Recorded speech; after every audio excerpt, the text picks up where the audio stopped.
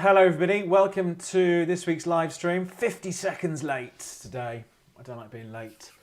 So if you're new to this, I do this every Friday, normally at 2:30 my time in the UK, just as US markets are getting underway. And in it, we have a quick look at the major announcements due out next week. There's quite a lot of data coming out next week. And then we'll jump in, have a look at the major markets, what's been going on. It's been an interesting week. It's been a good week for me. On US indices, talk about it a bit more. It's been a bit frustrating. This is the S&P.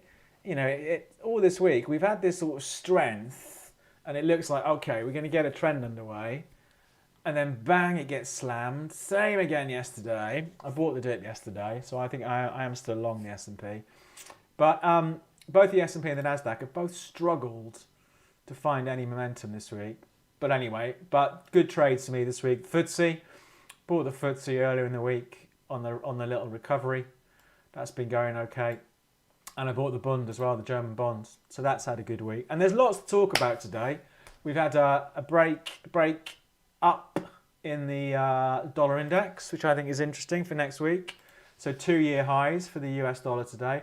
So we'll look at all of this stuff in a few minutes when we get into it properly. So lots to look at, lots going on. Interesting week next week, lots of data out next week. Let's see.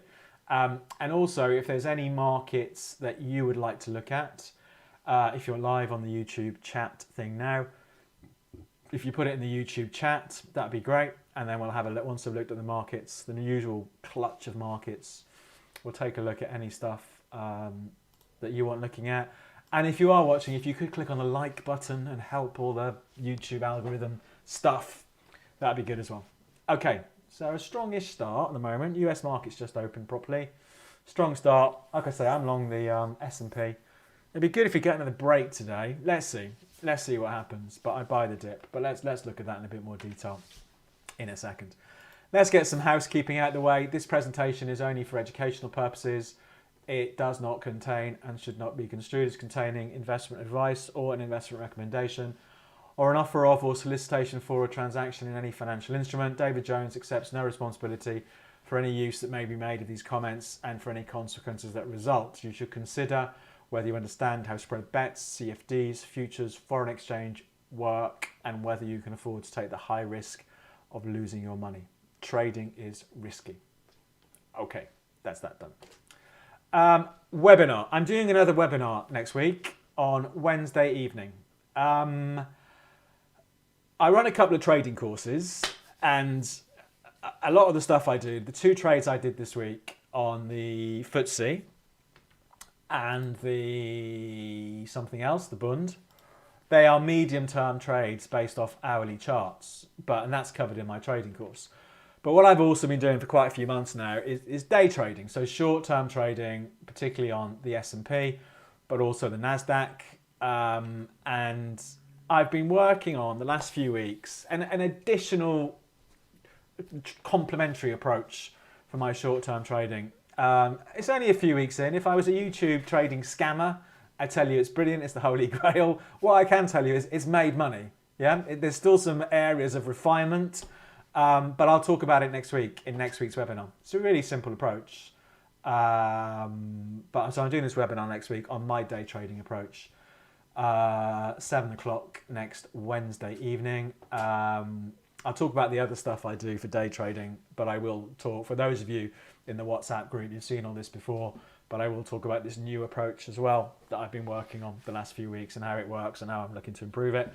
But the day trading setups I use for US indices, where to place stop losses, when to take profits, the low risk, high reward, false break approach. Was there one of those this week? Yes, there was. On Tuesday, there was one of those this week. And also, when not to trade. I think I'm a bit of a hypocrite because I worked in the trading industry for 25 years, 20 odd years. So the growth of that industry was good for my career and plenty of other people's careers. But I think one of the problems in this day and age is we have so much access to all this information and it's all flashy, flashy, flashy. It's too tempting to be trying to trade all the time, but there's absolutely definite times not to trade. And one of the best things I've done the last few weeks, since I'm doing this day trading approach, I normally get my trade on by about 5:30 my time, so in the first half of the session for the US, and then I'm done. I can go and do something else. I don't need to sit and watch and just stare blindly at the chart. So I've been trying to do a trade a day using this new approach, and I've banged in probably about 3 trades a week minimum the last few weeks. But then normally about 5:30 UK time, I'm done. So getting away from the screens is a really good thing to do. So I'll talk about when not to trade in the next week's webinar, and what's right for you, position trading or day trading. I think when we all come to trading initially, again, particularly these days, because it's so easy to sit there and go click, click, click, people are far too short term. So I think it definitely bears some thought about what is the right approach for you. You look at something like, let's look at the dollar index. We'll talk about this in a bit more detail. But look at the trade in the dollar index over the last 6 weeks. Of course, it's easy with hindsight, but riding that trend higher would have been a great trade. Rather than having to faff around, jumping in and out 5 times a day. So I think absolutely giving some thought to your style of trading, the time frame you're trying to trade, is really important. So I'll talk all about that in the webinar. You can come to the webinar if you're not in the WhatsApp group. There's something you need to do, but more about that as we go through today. I think hopefully you've seen enough of this stuff that when it comes to trading, I do know what I'm talking about, and I don't sit here and sell you a load of nonsense. And all the stuff I talk about, I try out for myself, and I sit here and I do it every day for at least 2 hours a day. But so I think this webinar will be useful. I'll talk a bit more later on about how you can get access to it live on Wednesday. Okay, next week. What's going on next week? We got the FOMC minutes, so the Fed minutes on Tuesday. That could be big, normally is. So the release of the minutes from the last US interest rate decision, that's due Tuesday night. Then Wednesday, 2 big US data chunks. We've got US core PCE, personal consumption expenditure index thing, which is, I think it's the Fed's preferred measure of inflation. So that will be interesting, I think. Then we've got US GDP. How well or not is the US economy doing? Then Thursday, we've got Japanese inflation data. Friday, we've got European inflation data. So it's a packed week. I would say that 24-hour period from Tuesday evening UK time, FOMC minutes, through to Wednesday is probably the key one next week with all that US data coming out. But that should be really interesting next week, see what markets make of all of that. So yeah, let's see. Right, let's get into it. Let's take a look at these markets and see what's going on. So I have done about 4 trades this week on the S&P and the Nasdaq. I've had 3 winners, 1 loser. It has been a frustrating week though. Like I said, we'll look at the bigger picture in a minute. I've been sort of buying the dip, thinking, okay, we're going to build a big recovery from here, or a recovery of sorts from here. And you can see this is the hourly chart. It's been pretty scrappy, to be honest. I'm still long the Nasdaq coming into today. I bought it yesterday at 59, not the Nasdaq, the other one, the S&P. I bought it yesterday at 59, can't even remember, 59, I don't know, 24, I think. So let's see if it can break out today. Well, that'd be good end of the week for me. But in the great scheme of things, if we get away from the really short-term stuff, the big trend is up. We know this. It's going back to whenever we want to go back to November last year. The latest leg of the uptrend started, and here we are. Here we are on the S&P. I would buy the dip. We've had a sell-off. We had a run out to all-time highs again following the US election. It's sold off a bit since then. It's stabilised. Blah blah. Here we are. So yeah, I would be expecting further strength. I'd be a buyer of the dip. From a more bigger picture point of view, I'd only start to worry if it took out those early October lows, so 56.70, so which is about 300 points away from where we are now. What's that, about 6%, 5% away from where we are now. So I'd start to change my mind a bit on it then. But for now, I'm a buyer of the dip. And that's it. And it's not been the most exciting week for me. It's definitely sort of my bread and butter market, the one I look at every day. I mean, it has been going up this week. It's just been quite swingy as the week goes on. We've not really had some big moves like this. It's been sort of fairly choppy. But let's see how it ends today. It's starting off promising anyway. It's trying to break out through yesterday's high. Let's see what happens. But again, you know, if I was trading that later today, if there is a dip, I'll buy the dip later today. And I'll talk about the approach I use for day trading the indices in this upcoming webinar on Wednesday. So that's the S&P, still up. Positive week overall. A little bit choppy though. NASDAQ, the same. The same stuff on the NASDAQ. So the trend has been up. If we took this back to 2023, our big trend looks like that. There we go. We had the move out to all-time highs after the election. The market sold off and it's bounced a bit this week. Again, it's been a bit choppy and scrappy, but a positive move since last Friday. I've got a really itchy nose. Positive move since last Friday. So yeah, that's that. So I'd still be a buyer of the dip. What's it doing at the moment? It started strong like the S&P. You can see the last couple of days, what is it, about 20,400 has been a floor. It was a floor on Wednesday. It traded down to 24.12. Yesterday it traded to 24.47. So let's see if we had some weakness this afternoon. I think it looks interesting if it goes down there. So yeah, there you go. That's that. So all positive US markets. Let's see, but like I say, a bit of a choppy old week for me. Let's see what the rest of the week or next week looks like. But interesting, and hopefully next week with this US data coming out next week, hopefully we can get some real direction for these markets. So that's that. What else should we talk about? FTSE. Let's do the FTSE. I very rarely trade the FTSE. I've always moaned about it in the past, saying it's you know, if you look at the on the daily chart, it's just sideways, isn't it? You know, it's been sideways since May, the FTSE. So I don't trade it. I very rarely trade it. But I traded it this week. I thought it was interesting.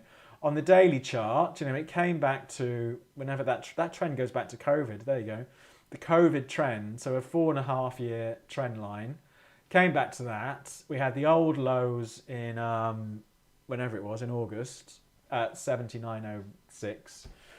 And it came back to it and it started bouncing up this week. So I bought it and it's worked well. It's worked really well. I've been surprised how well it's worked this week. So that's worked okay. But overall, it's still a boring market, I think, the FTSE. Yeah, so all a bit sideways.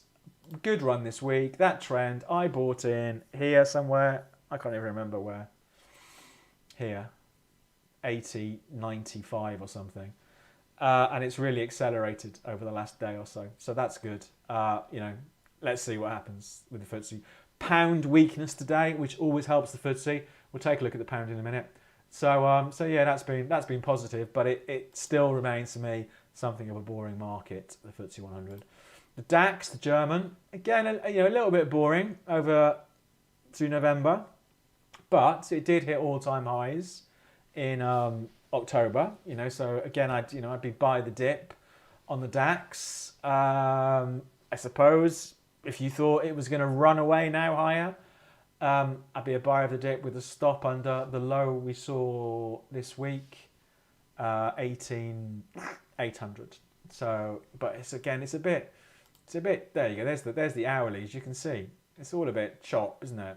So, yeah. I mean, it's had a good bounce today and yesterday, but not the most exciting one for me at the moment. The Japanese 225, the Nikkei. And again, I'd buy that. You know, the recovery is still going that we saw from August. So that massive sell-off, July to August, that's still going. If I was a buyer today, I'd put a stop at 37,000. Yes, and that's it. But again, it's all a bit sideways. You know, if we go, the Nikkei is trading now where it was in the third week of August. So 3 months of volatility, but no real direction. So for me, the main stock markets, remain the US markets. They're much more interesting. What are they doing? Let's have a look. Is it actually breaking out? Yes, it is. S&P. Very good. So for me, next week, the markets to watch will still be the US stock markets. We've got a lot of US data out next week. So let's see how they look next week. So that's that. What should we do next? Let's do the dollar index. So the US dollar against a basket of different currencies. I can never remember the basket of currencies. So what I'm going to do, again, be terribly modern. I'm going to ask AI rather than just Googling it. Oh, I can't do it. I'm sorry, I'm having trouble responding to requests right now. That's it. It's AI is in a coordinated effort, clearly, to take over the world this afternoon because it's not answering my question. Anyway, there's about 9 different currencies that go into the US. There you go. Look at that. Microsoft Copilot doing something else.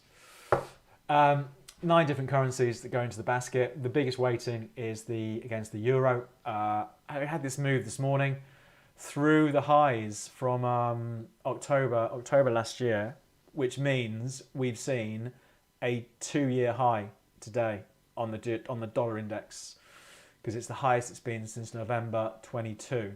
So I think this is interesting. There's, as ever, when we have a breakout like this, there's a couple of ways of playing it, or there's 3 ways of playing it. One of them is do nothing.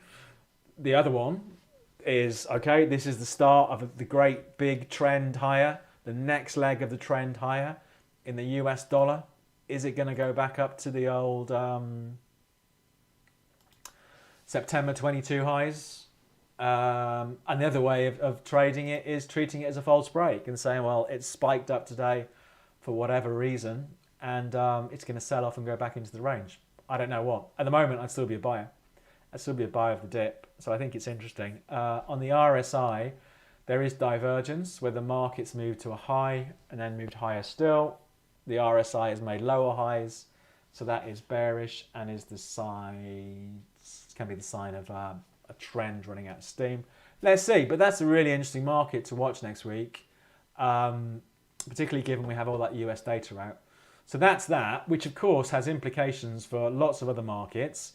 Pound against the dollar. There you go. If you were planning on spending Christmas in New York, it's got a lot more expensive today. So the pound has dropped to 125, the lowest level since May of this year. 6-month low on the pound, breaking that old support at 126. That was the old trend line from whenever, March 23, 18-month trend line. So that's interesting. Has that overshot? And we're going to see a pound recovery. Of course, we'd need to see the dollar weaken for that to happen.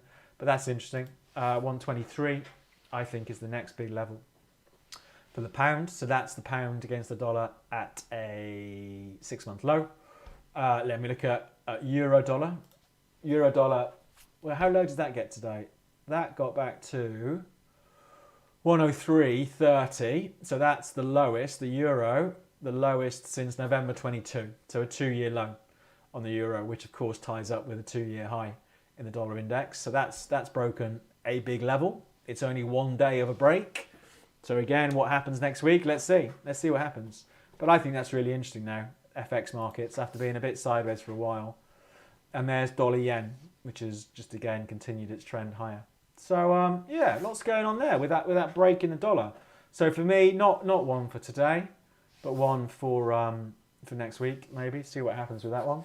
And of course, the dollar has implications for gold. Gold's had a good week. I was trying to buy gold. I've done. You remember a while ago we used to do trading during these live sessions, and I've set up another trading account with real money. I put £1,000 in to trade during the live sessions. I did a video this week where I was trying to buy gold. There's a video on the channel, and there's my order. Where is it? At 26.20, and I recorded the video on this day, and gold was about 26.28, and I had an order to buy at 26.20, and it's taken off without me. So I've missed that so far, but it's been a good, it's been an interesting week for gold, I think, or an interesting, week and a half, because it's sold off really steadily since the US election. It dropped $200 odd, and a bit more, and it's bounced back $150. So it's really interesting, even despite the strength in the dollar. You know, we've seen this move in gold. You know, I still think the big trend in gold is still up. I would buy the dip. I wouldn't buy it here personally, but you know, no one's got a crystal ball. If we saw further dollar strength next week, a bit of pressure on the price of gold, that could be interesting. But I'd buy the dip in gold. But that's had a bit of a run this week. What's silver done? Silver has done not very much at all. But again, the trend for much of this year is still up. There's an argument to be a buyer there. You know, if I really wanted to do a trade on silver, that would be the trade I would do. I'd buy silver, and I'd put my stop loss at least the other side of these 29.70 lows on silver. So yeah, I could bring that up. I could trade that directly off the screen. There we go. But I don't really fancy that as a trade, to be honest. But if I had to do it, I would absolutely go underneath those old lows. Maybe we'll see something else to trade a bit later on. So, but that's interesting. I think the price of silver. So silver and gold, sort of buying the dips on those. What else has been interesting? Oil has not been interesting, but you know, it's pretty sideways again. Going back to March of 2023, down at these levels, we've seen the oil price rally for the last year and a half. So we have, over the last week or two, we've come back down to what has been historically good support for the oil price. So if it was going to bounce from anywhere, here we are. There has been a rally in oil this week. Let's see what happens.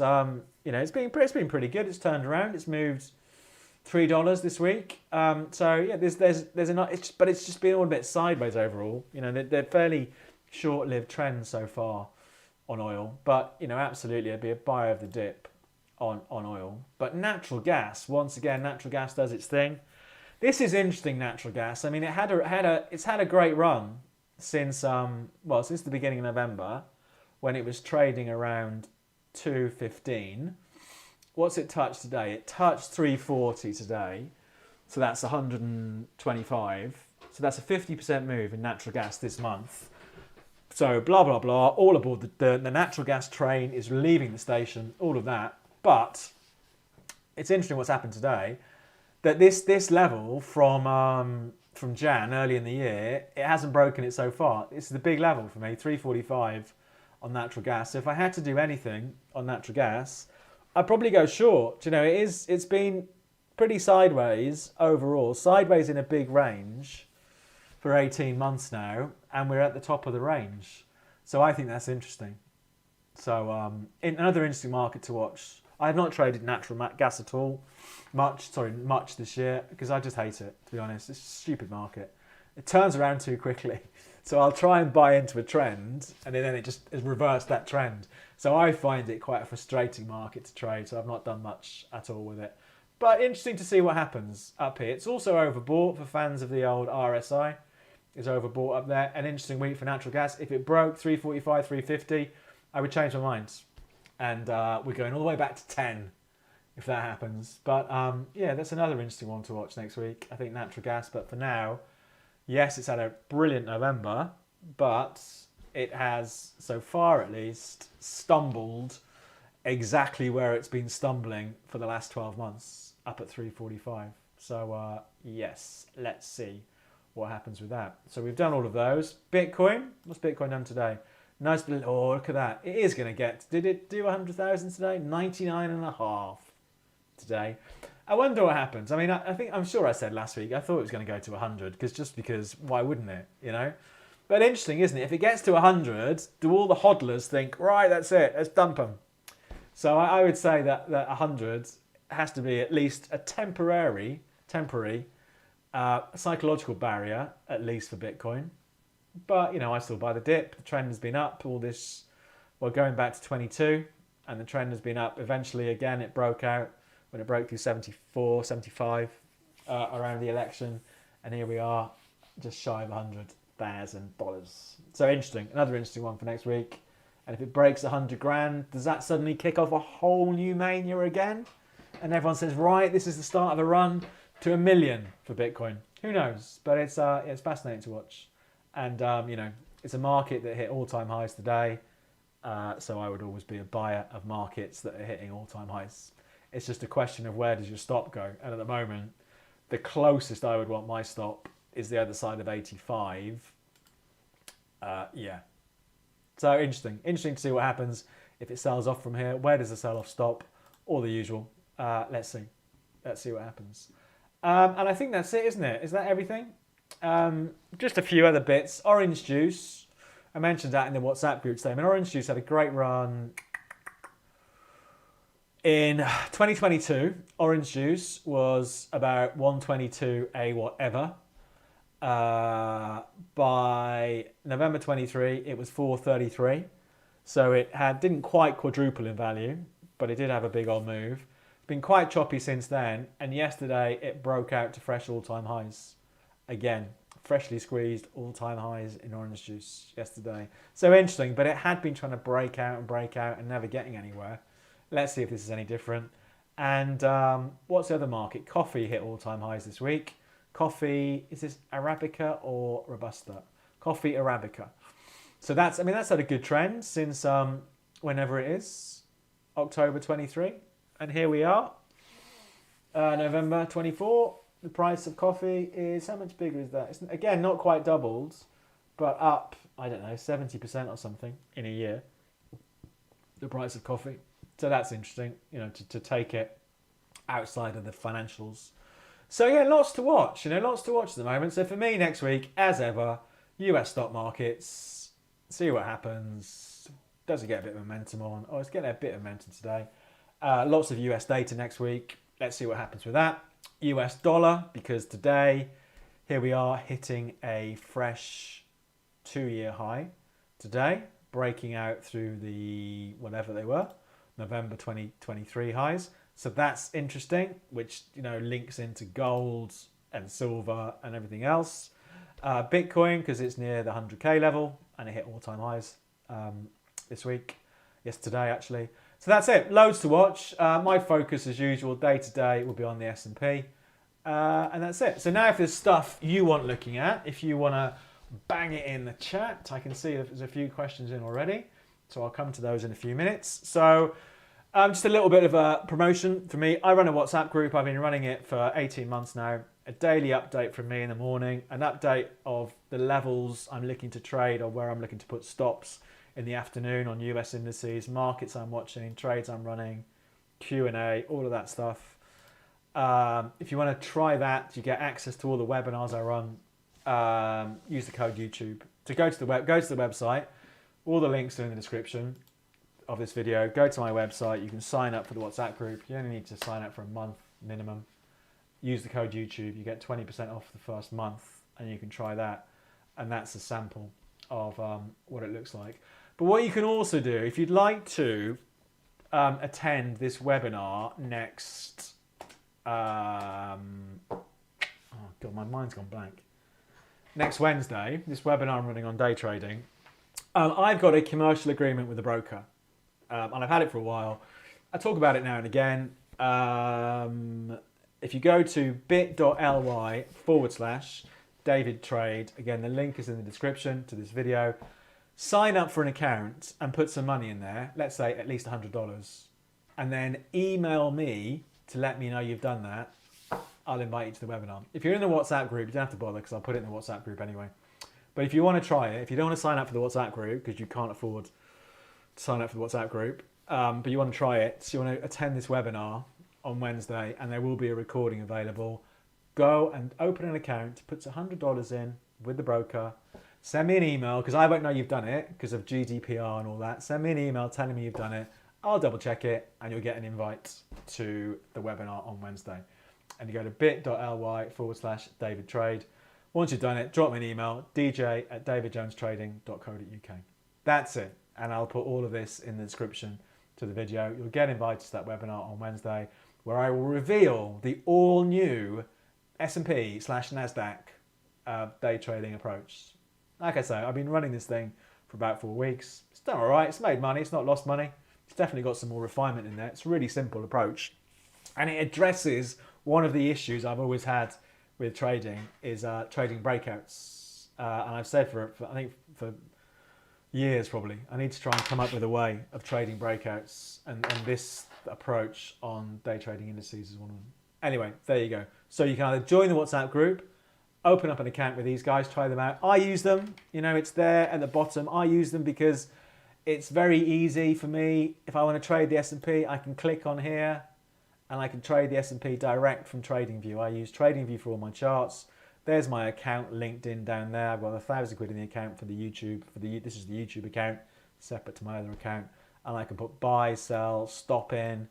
I can trade really small. And let's buy the S&P.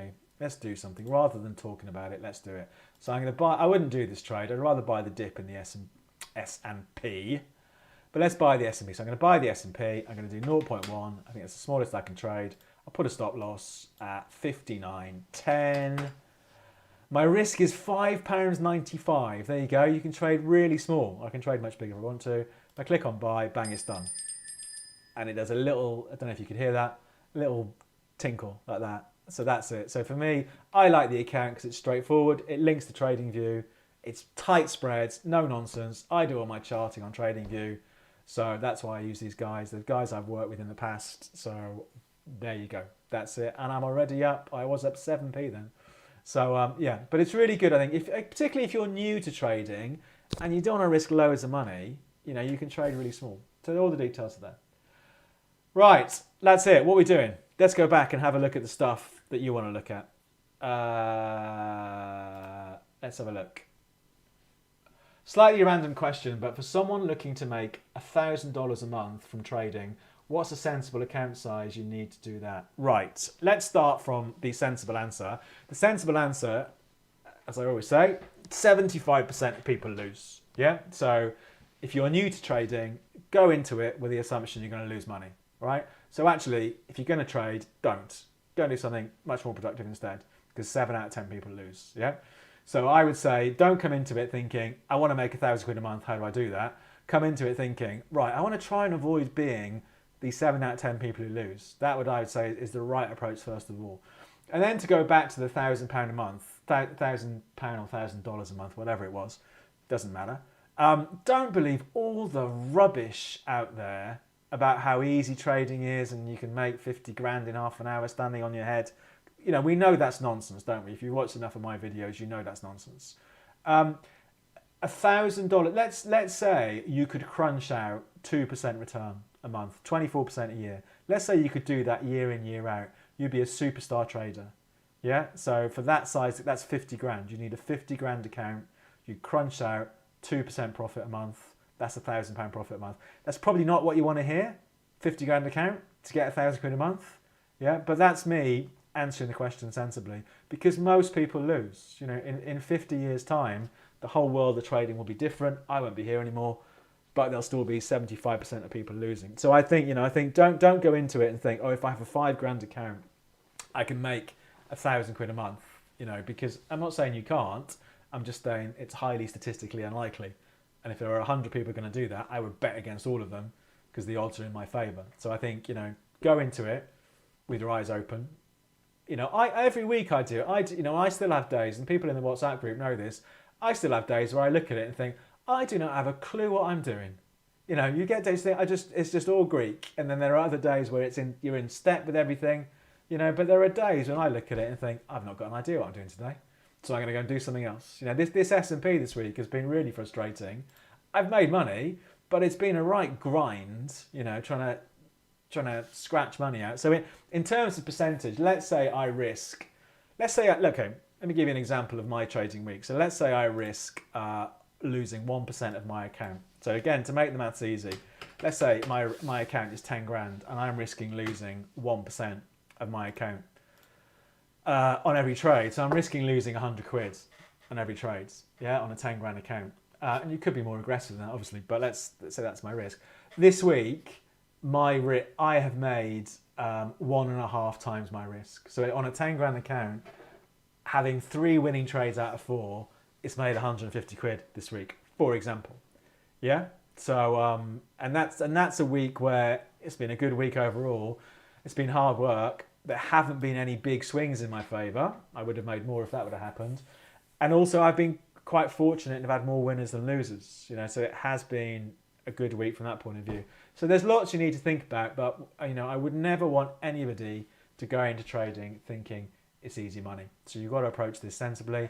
And of course, do a trading course, my trading course, WhatsApp group, and trade with these brokers because you can trade really small. But go into it with your eyes open. It's a long answer, isn't it? Anyway, what are we talking about? Next one. Next question. Tesla and Palantir. Tesla. Tesla has just blown the doors off, hasn't it? Since Mr. Musk is part of the new government. Like I said, I would have been short Tesla going into the election. Absolutely short because the trend was down and all of that. And it's just gone ba-bang. I don't even know. What would you do? The question for me is always, if I'm going to buy it or sell it, where does my stop go? I don't know. If I thought, I don't think Tesla's going to the moon, I would try and go short again. That's what I would do. I'd try and go short Tesla. If I was buying it, I'd probably want to stop below 300. If I was selling short, I'd want to stop above 385. But again, it's one of those that I look at it and think, well, there's no trade there for me. The thing has gone too far. Who knows? But for me, I can't help feeling that it's been overdone since the election. But we are where we are, aren't we? You can't argue with the market, can you? I was looking. It's much easier for me to look at something like this. I was looking at this one yesterday, Boston Scientific. I want to be a buyer. That's nice. That's a nice, easy one for me because the trend is up. I want to be a buyer. Where's my stop going to go? Probably the other side of 80. I don't need to sit there and scratch my head and think, what am I going to do with that one? I'm going to buy it. I can put stop at 80 probably. So, but Tesla for me is a tricky one at the moment. So I'm not quite sure. I think it's a bit of a coin flip for me, Tesla. But I would absolutely have been wrong-footed by that move in Tesla. Palantir, which again has done absolutely nuts, isn't it? Palantir, again, it's another one, isn't it? What do you do? If you think it's going to the moon and you're a buyer, where's your stop going to go? I don't know. The other side of 50? I mean, we're a little bit I'm a little bit just plucking numbers out of the air, aren't I? The other side of 50? I mean, the thing has gone from $25 in June to 62 today. Where does your stop go? I don't know. And this is always the problem I have with these crazy rocket stocks. It's great if you're in them, but trying to buy in after this, I don't know. It's a tricky one for me. Or buy the break. Maybe buy the breaks is through 66, and then put a stop the other side of 50. But difficult. I've still got some stock positions from earlier in the year. What have I got? I think Bank of New York is my best performer. And if I was to buy that now, so I bought that earlier in the year because the trend was up. Where would my stop go now? I'd probably have to go the other side of 70. So yeah, it's for me it is tricky with these rocket stocks, where the stops go. How about Snowflake for a short around the 190, 200 day moving average? As you probably know, I don't care about moving averages, but fair enough. Let's have a look. Snowflake Inc. Oh God, another one. It's nuts, isn't it? What the hell have they been doing? I mean, that was a great buy, wasn't it? Down here, I must have said buy them down there because I've drawn a line there. I just didn't do it. I don't know. It's another one. I mean, you're going short. I mean, clearly they've had a massive earnings surprise. Yeah, I mean, you could try it, couldn't you? With the stop, maybe I'd go the other side of 195. But I mean, that's a big old move. But that's another one for me. I would look at that and think that's a bit of a coin flip, and I'd much rather trade something that was, not as crazy. I mean, I wouldn't buy it up here. I don't think I'd short it either at the moment because it's still strong. So it's tricky. I like just the calmer markets. It's too exciting for me. These crazy markets. Gas, yeah, we looked at natural gas, didn't we? Corn, I know you sent me that email, didn't you, on corn? I did have a look at it. I'm not that convinced on corn, I must say. I think, I don't think it's going to explode. I mean, it is absolutely having a rally. So in the short term, I would be a buyer of corn. I think we just need to bear in mind, maybe we're set for another resurgence in all these commodities again. I don't know. The big trend for corn has been down for 2 years now, and we absolutely do get rallies along the way, and they don't last. For now, this rally is still going, so I would be a buyer of corn in that time frame, with a stop the other side of 4. I'm guessing that's $4. I would just be wary of this rally running out of steam again, like every other rally has done over the last 2 years in corn. But absolutely, at the moment, I'd be a buyer of the dip, but I'd also have one eye on that big downtrend in corn. So it's interesting to see what happens. But yeah, lean hogs. Lean hogs had a great, look at that, it was a great move, lean hogs, off the downtrend. So the old pig prices aren't going up. What's cattle doing? It's just doing nothing as well. Yeah, so corn's interesting. Absolutely, short term is up. I would just be aware of the long term downtrend. With your FTSE trade, will you aim to take profit at the 8,300 resistance? Nope. I don't take profit. My trading is not, oh God, I'm trying to speak English. My trading is not geared around taking profits at certain levels. It's geared around trading stop losses. So on the FTSE, I've got a trading stop loss. So if it dumps this afternoon, I get taken out of it. If it soars to the moon next week, I'll still be in it. And it's interesting, it's an approach that I've developed over, the last 10 years. It's so, I think in the beginning, to get a bit philosophical about stuff, we massively overestimate our ability to forecast where a market's going.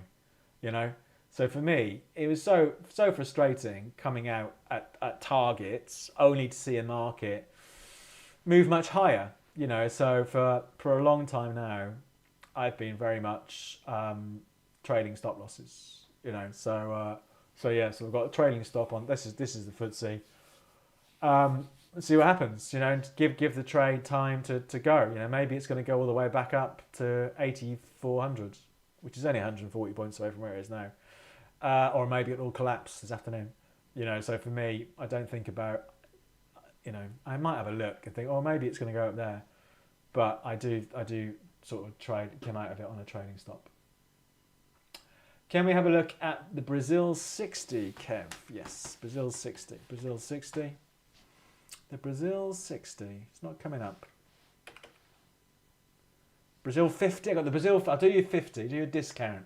Do you an early Black Friday Brazil 50. Is there a 60 as well? Oh, hang on. No. We're going. Oh, what was that? No, it's the 50. We're going to go with the 50. Brazil 50 index. I've got some Latin American tracker fund in my ISA or SIP, and it's done not very good. So I wonder, what does this look like? What does the Brazilian market look like? I'd buy that. I mean, they had the all-time high.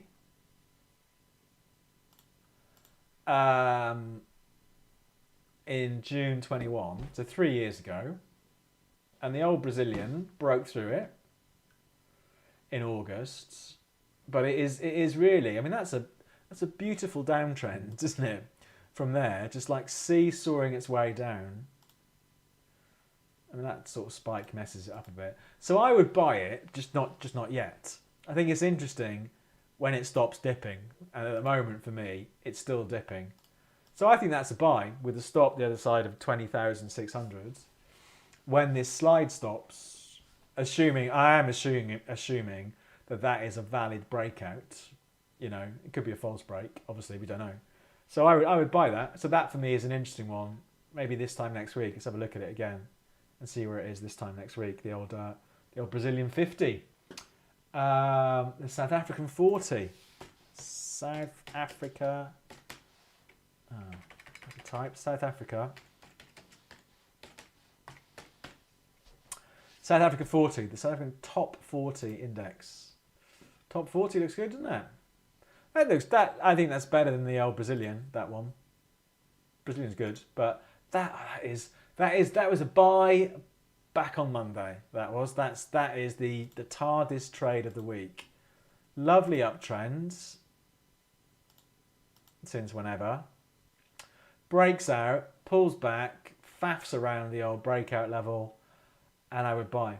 If I would have been a buyer there, or if I was a buyer today, I would put my stop the other side of I'd be conservative and go the other side of 77,900. It's interesting that there isn't. I don't think I've ever looked at that market, or not for probably 10 years. Great trend over the years, isn't it? This whole period of doing nothing from 2014. Well, not actually. There's 6 years. There's absolutely nothing. But since COVID, it's got a bit of a move on, hasn't it? It's not done as well as other markets, but no, interesting trend that, isn't it?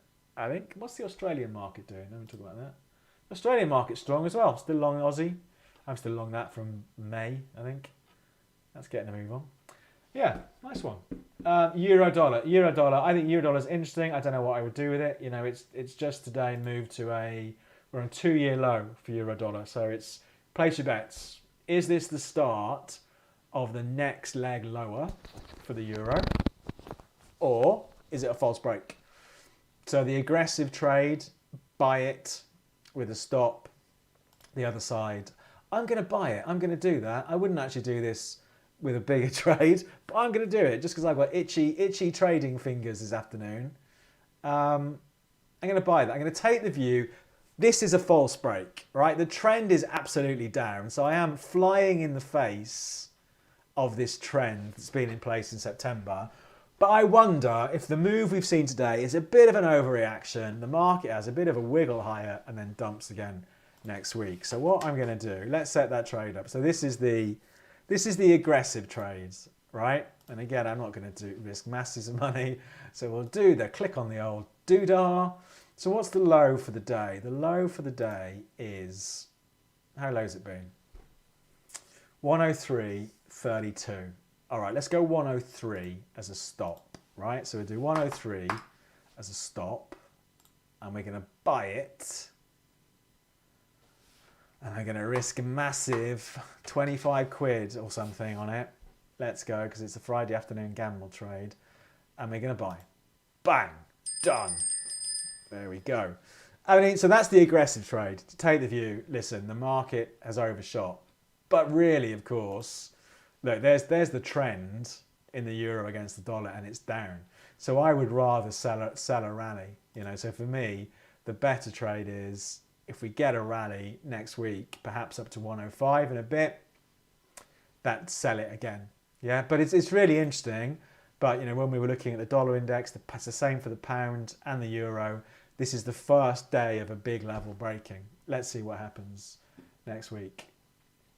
Boeing got clobbered again, didn't they? I mean, I did think when they had all that stuff. Was it a year? Was it more than a year ago? You know, with bits falling off the planes, wasn't it? I would have been here. No, Mark, that was COVID. It must have been back here. So all the you know, the stuff with all the doors falling off and stuff like that. And I thought I was going to stabilise and rally, but it has carried on selling off. So for me, I would still be a seller. You know, look at what the wider stock market has done since August. The wider stock market is up. What's Boeing doing? It's still sliding. You know, it was only a week ago, last Friday, that it was at its worst levels in 2 years. So for me, I would be a seller of the rally on Boeing. Is what I would do.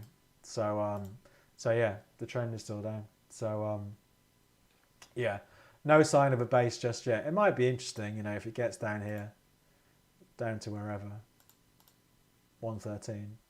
But it's still pretty weak, isn't it? So yeah.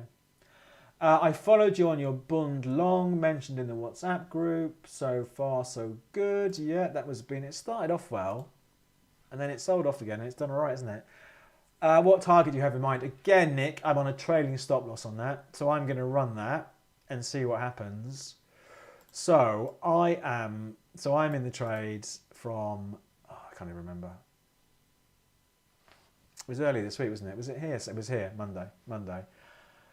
You know, if this ends up, this might end up being a reversal of that, you know, that slide from October. If this is the start of that reversing, it could be a much bigger recovery.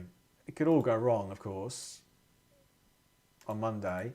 If it breaks 133.5, so 60 points higher than where we are now, I'll be more confident in the trades. And then maybe it goes all the way back up to here. So there could be, you know, I think best case, there could be 300 points left in this trade.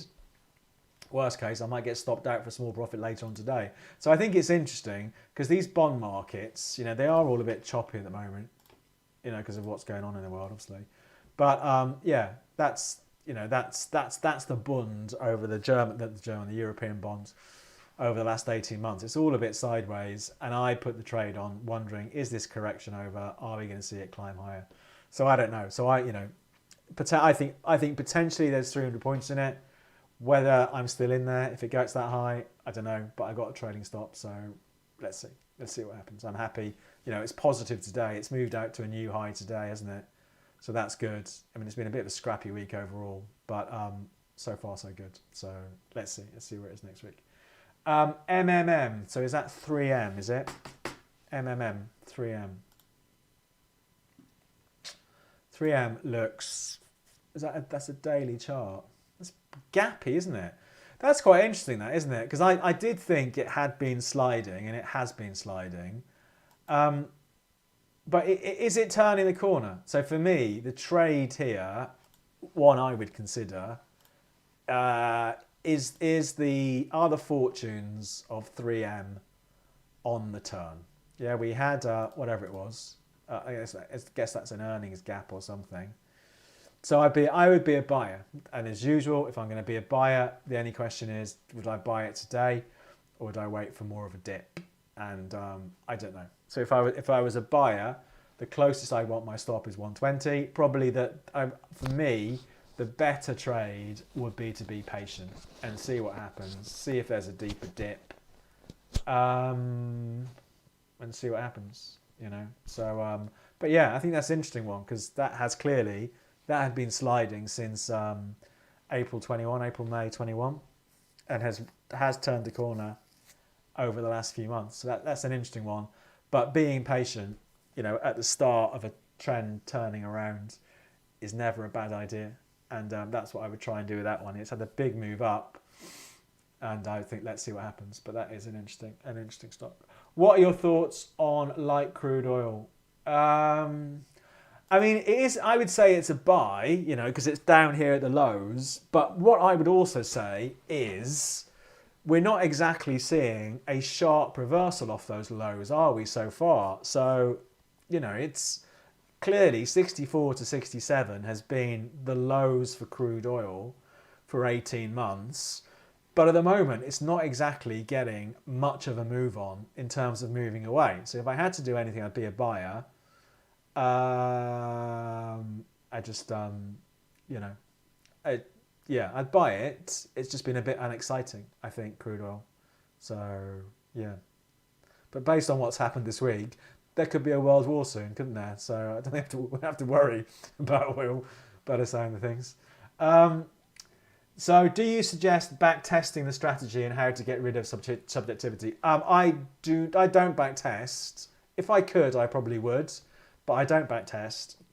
I test it. I forward test it with real money. That's how I do it. So I'll have an idea, test it. You know, not test it like so. This new approach that I've been trading on my day trading, this additional approach, I've been trading it a third of my normal. Actually, no, less than that. Yeah, about a third of my normal risk size. Yeah, just test it out. And I think the way you get rid of subjectivity. You've got to have a strategy. I have got absolute, definite rules for trading, you know, and I could write them down. And there is a list, right? If this happens, do this. the stop goes there, this is when you move the stop, blah, blah, blah, blah, blah. And I think that's how you take the subjectivity out. And you know, I've done some trades this week. I think the trade, perhaps yesterday, the trade I did, and I thought, oh, I'm not really sure about this. You know, and I was buying it down here somewhere. And I just thought, well, no, you can't be like that. You just need to do it. You need to be, I think you do need to be like a trading robot, you know, and you've just got to eliminate subjectivity because, you know, most people lose, you know, emotion is a big part of why, you know, people lose. It's like Bitcoin, isn't it? Bitcoin is this great example, isn't it? I mean, anybody who's bought Bitcoin might be sitting there patting themselves on the back, yeah, and thinking they're like a financial genius. But these are also the sort of people who sit through a market that declines from 70,000 to 16,000. You know, it's fascinating market, Bitcoin.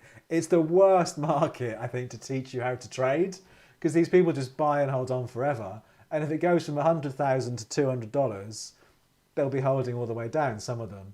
You know, and I think that again is the emotion, isn't it? I think it's a great market to trade because the trends are there. I don't understand all the blockchain stuff and I don't care about it either. And whether it's changes the world or not, I don't know.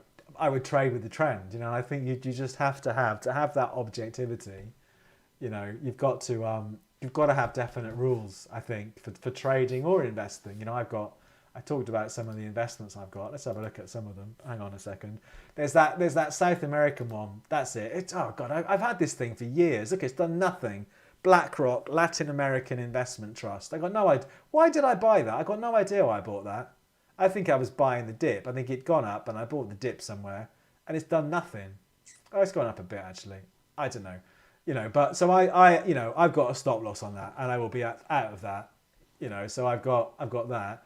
Then I have some emotional investments like companies I've worked for. I've still got investments in. And again, well, this is IG Group. I'd be much better off shoving my money in the S&P the last 10 years because that's gone sideways. So I think when you have an emotion part of investing, you know, or trading, sorry, you know, it's not good. We want to be just machines is what we've got to be, you know, when it comes to investing. This S&P might be interesting this afternoon. There might be a trade there if that sells off again. It just cannot get any momentum this week, can it? We're just not seeing it take off. It has been edging higher all week. Anyway, what can you do? Can't complain about it. Okay, that's it. We're going to wrap things up. If I am the most polite YouTuber, I don't think I am. Not in real life. But thanks for that. Anyway, thanks for coming along today. We'll do it all again next Friday.